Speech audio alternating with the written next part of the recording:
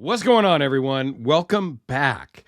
This was my last knife of my friend Mike down in Australia, but yet I got a box of stuff from him yesterday. I think it's actually only one knife. I did do an unboxing. Which will have already gone live before this video comes out, but there will be another knife, and then I will get them down to a therapeutic edge. Anyway, you guys don't really care about my struggles. Let's talk about this Reich knife, Lamella. Lamella? Lamella. Lamella, which you probably saw in the title.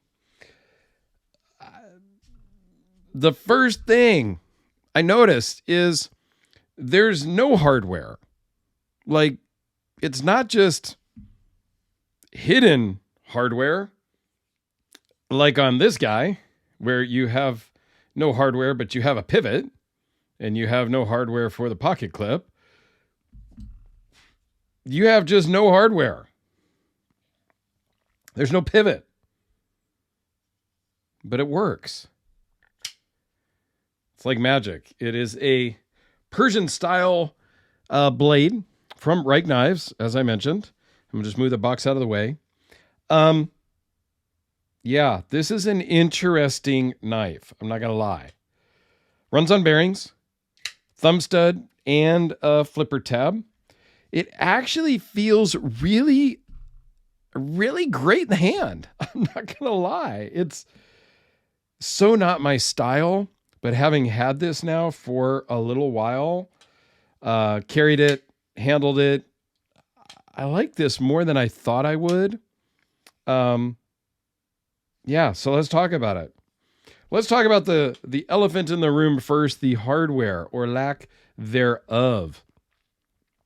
Inside, see if we can show you here with a light. I got my Olight donut light. It's on this side, I think is a better view.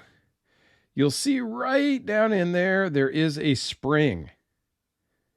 And there's a couple of notches here. And I'm not going to do it, but you basically take a pry bar of some sort, and you stick it in between those two bars, and you push that forward. And when you push that forward, there's a tang right underneath here that then you pull this titanium up. I believe that's a titanium cover. And then you release the blade. And right in here, you can see, zoom in one more step. Right in here, there's these two notches. This piece here completely removes from the knife. And I'm going to put a link to Naf, his channel down below, because he did a disassembly of this knife. And quite frankly, that's how I learned how you get it apart. Once you take that cover off, then there is a pivot here, and there is some hardware back here, and it comes apart and disassembles like a normal knife. And then later, you just snap this cover back on. You do need to use your little pry tool to move that tang in. It doesn't just snap on by itself. It gives it the appearance of an integral knife, an integral knife. Can we take a poll? Like, does somebody know how you really pronounce that? Is it integral or integral? Comment down below, because I got to stop saying both of them, and I got to pick one or the other. So what are we going to pick?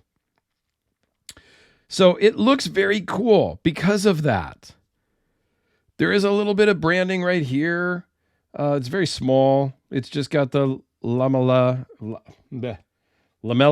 and 2022 on there.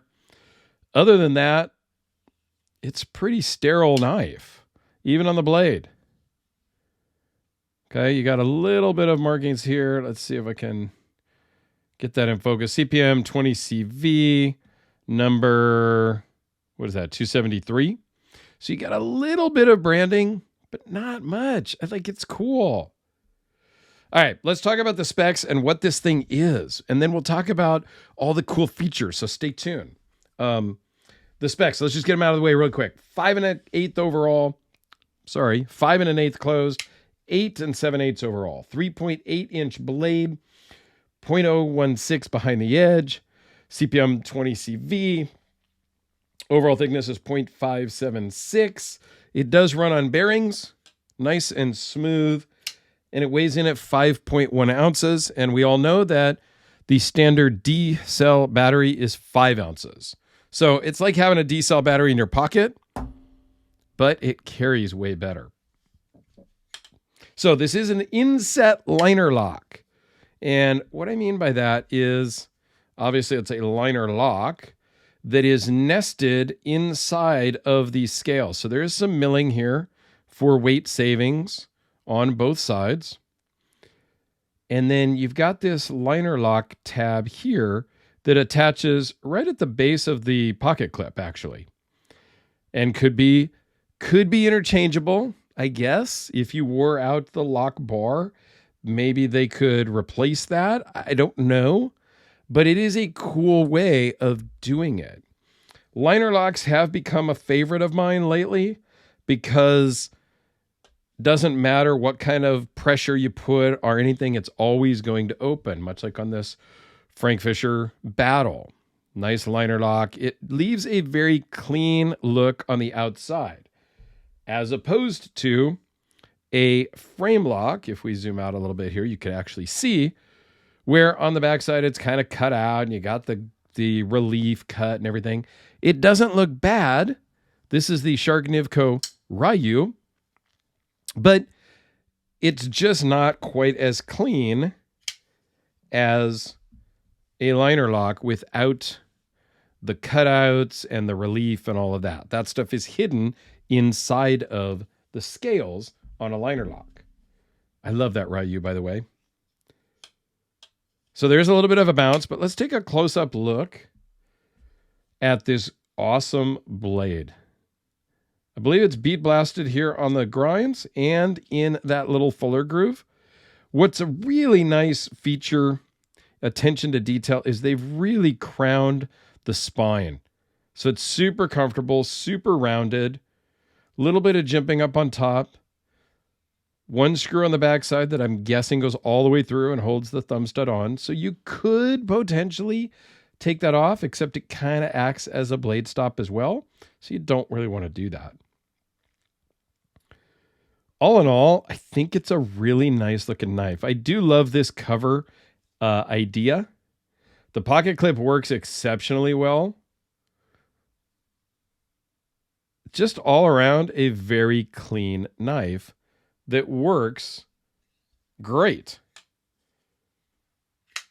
I think the detent is a little bit light for me because you just need to be intentional if you're going to use the thumb stud.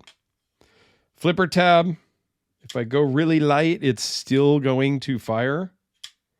So it's not too light where it doesn't work. But if you're going to use the thumb stud, you just need to be intentional about it. Or else it may misfire. All in all, I love this thing. It's just not a style I've ever really been drawn to, but there's just something about this one that I do like a lot. So let's do a couple of quick size comparisons. So here we go with a Sharpie, the Spyderco. How about the Kubi? And since I pulled them out here to start with, the smaller Frank Fisher Battle and the Sharknivko Ryu. Just to kind of give you some sense, if you are familiar with the Ryu and the Battle. One last one, just because I can. How about the incredible VC Edge interface? Very cool stuff. These are going to be, well, this one is going to be going to a Therapeutic Edge very soon. So stay tuned for his thoughts on it as well. And please take a look at this video up here in the corner. That'll take you to, if you're not familiar with the Sharknivka Ryu, go check it out up here in the corner, and go check out the Frank Fisher playlist over in the other corner. Have a great day, and we'll see you tomorrow.